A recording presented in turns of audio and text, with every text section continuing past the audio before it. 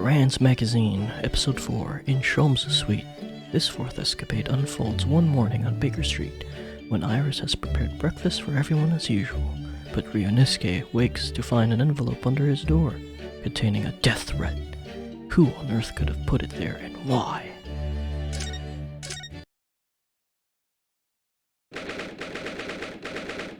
Ninth of March, 8:23 a.m., Sholmes' suite. Good morning, Iris. Good morning, Mr. Sholmes. Oh, morning, Susie. I'll get breakfast on the table for us all. Mr. Sholmes, morning. Come now, why the long face? Oh, I'm sorry. The thing is, I just had a rather strange envelope posted under my door this morning, with some rather strange things inside. What strange things? Oh, what is it, Bruno? Do I catch a sense of mystery in the air? It's like so exciting, I'm afraid, Iris. It was just 5 orange pips. I can't imagine what it could possibly... What? Orange pips, Mr. Naruhodo, and 5 of them. What's the matter with you? That's a bit of an overreaction, isn't it? An overreaction, Mr. Naruhodo? You don't understand. It's a warning, a notice of imminent danger to your life. What? To my life? What's the meaning of this, Mr. Sholmes? Death. My dear fellow, why do you make such an inquiry of me? Because the name of the sender was written on the envelope and it was yours. Oh. You're right, Bruno. It says sent by Sholmes, envoy of hell. So, my little ploy has been exposed. Well, so be it. Cast your mind back, if you will, Mr. Naruto, to the time of our dining last night. Oh yes, Miss Sasado cooked Japanese food for us. Indeed. In particular, you may recall the final Norimaki sushi roll that I was about to savor. That is before you swooped in with your clacking chopsticks and filched it from under my nose. Oh, I assume because you'd left it that you didn't want it. I'd left it, my dear fellow, because I planned to enjoy it as my very last mouthful. Surely you must have noted my intent by the subtle dilation of my right pupil. Perhaps a clearer sign would be helpful next time, just an idea. Summary: the post you received earlier is a notice of impending revenge. You should be quaking in your boots. Really. Because I went straight out into the garden and planted them. Hopefully we may grow some exotic fruit. There's no point sending a notice of impending revenge if the person you send it to doesn't know what it is. Oh, I knew, of course, because I've read this book, The Adventures of Herlock Sholmes. On sale now in all major bookshops and receiving rave reviews. Hashtag sponsored. Oh yes, of course. It's finally been published, hasn't it? I hear it's selling very well. It is. 12 short stories in one volume. I've earned a lifetime spending money already. And it has further bolstered my name. In fact, only the other day, a Bohemian king sought to engage my services. Really? That's extraordinary. Of course, the gentleman persisted with some pretense about being a fishmonger for the duration. Huh. But only a fool would presume to be able to deceive my eyes with such a charade. So how did you know he was a king then? Why, there is no mystery, my dear fellow. A distinct smell of fish accompanied the man's lowly apparel. And though he tried to hide it, the left side of his mustache quivered in a quite manifest manner. Oh, Mr. Sholmes, that's simply brilliant. Having neatly resolved the case for the man, I was sent to a quantity of fresh cod as a mark of his appreciation. I think perhaps you shouldn't discount the possibility that he actually was a fishmonger.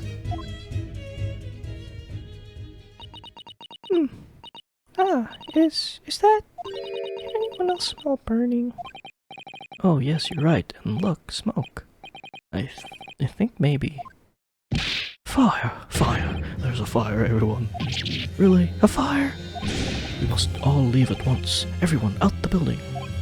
No, wait, I have to go back to my room first. Are you deranged? If you're not asphyxiated by the smoke, the flames will burn you to death.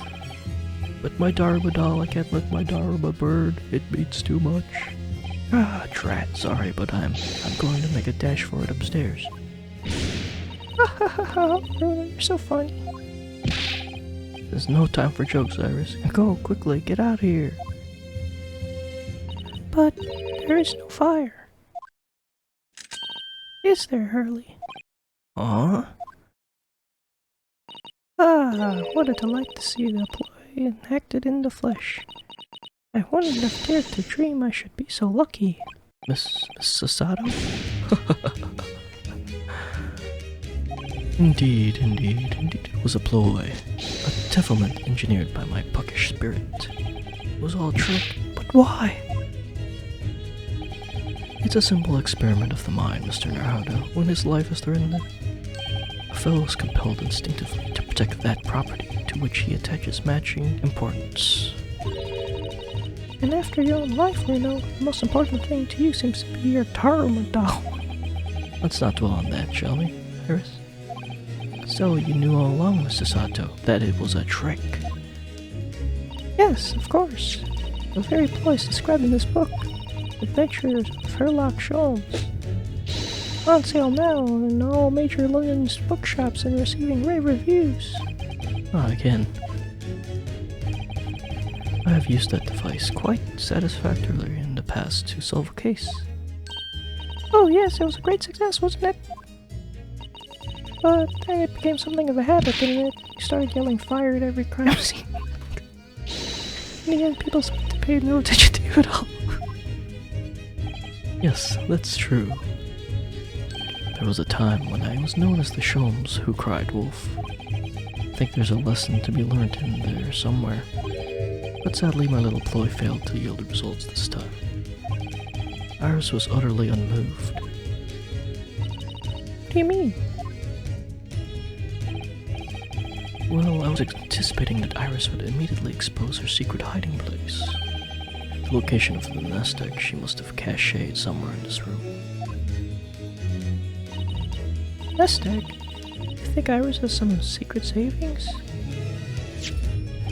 Why, naturally. The book is selling like hotcakes after all. It is simple deduction indeed to conclude that the profits must be concealed here within these walls.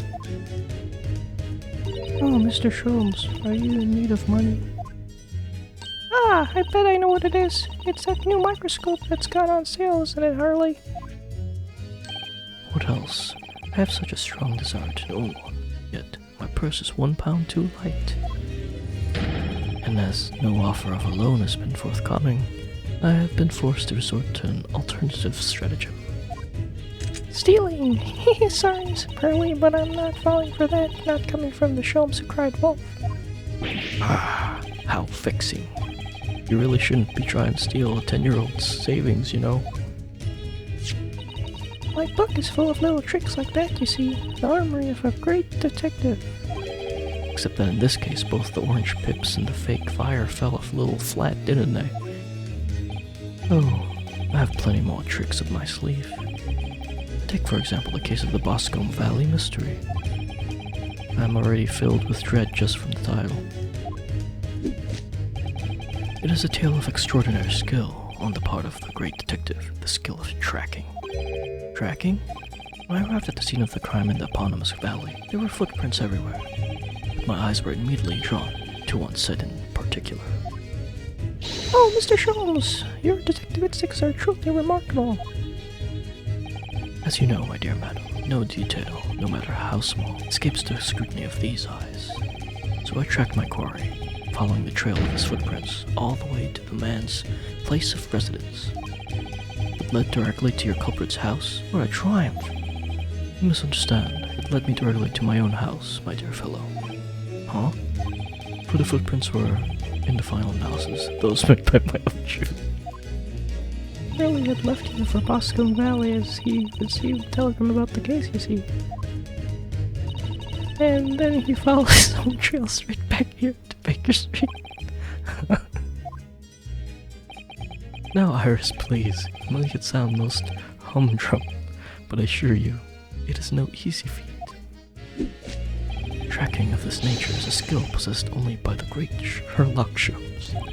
You're right, it really is extraordinary. Quite so, extraordinary is the word, and let it be the last on the subject. Anyway, needless to say, I subsequently went on to solve the case with various other deductions. Yes, it's the various other deductions that I'm interested in. Ah, well, we have to read the book then. I'm sure Iris has penned it with her usual flourish. Oh, absolutely. Put an ingenious spin on the great detective's exploits. Must have been very ingenious to make this man sound even remotely credible as a detective. Wait, is that... Does it smell like something's burning again? I've had enough devilment for one day, Mr. Sholmes. Put your pucker spirit to bed. I assure you, this has nothing to do with me or my spirit. What? Oh no, the smoke is getting thicker. You mean it's not a trick this time? Or there really is a... Fire! Fire! Fire! There's a fire, everyone! Ah! Mr. Sato, where are you going? Stand aside, Mr. Naruto. Easy, Mr. Sholmes, what are you? Mr. Sholmes! Why did he just chuck the bust of Napoleon on the floor? Oh, look at that. And amongst all the broken porcelain, coins, sovereigns in fact, worth a whole pound each. Come everyone, we must leave at once. Evacuate the building.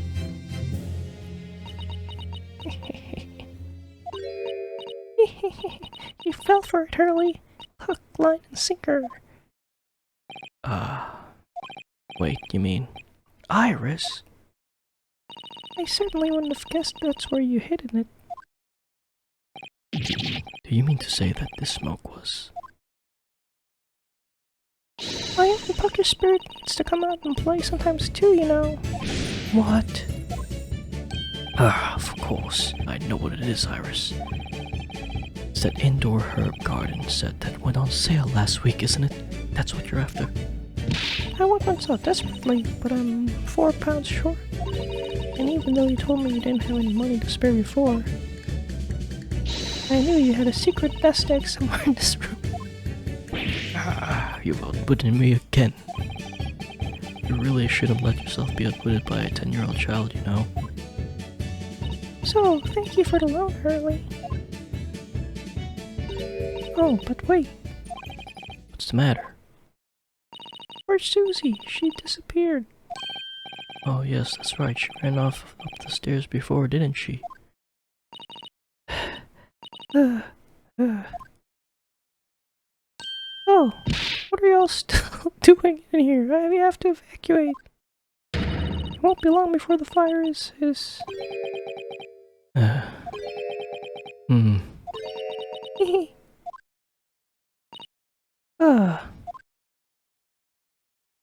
Sorry, Susie. Children will get up to mischief once in a while, you know. It's all perfectly harmless. Harmless, maybe, but oh, so devious.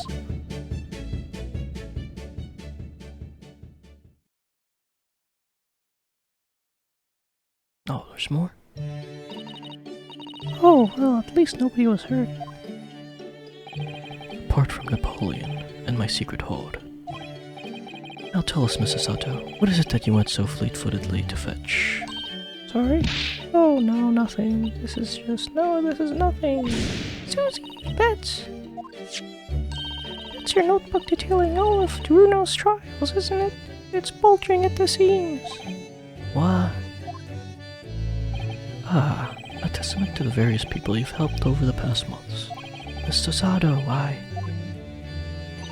Well, I am your judicial assistant after all.